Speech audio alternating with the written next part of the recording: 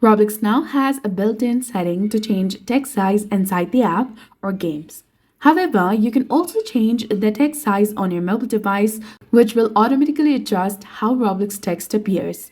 This works on both iPhone and Android devices, and it's the easiest way to make words look bigger or smaller in Roblox. So first, go ahead and launch your Roblox application on your mobile device. Log into your specific account. Then tap on the three lines in the top left corner of your screen. And from the menu that appears, tap on Settings. Now tap on Device Preferences, that is below Notifications, which is the last option in this page.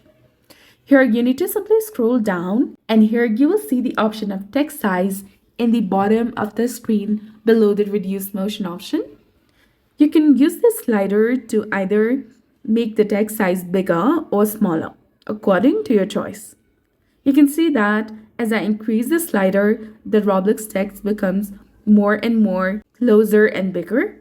And if I move it backwards, it makes the text smaller. So that's it for this video. I hope you found this video helpful. If you did, please like, share, and subscribe. Thanks for watching.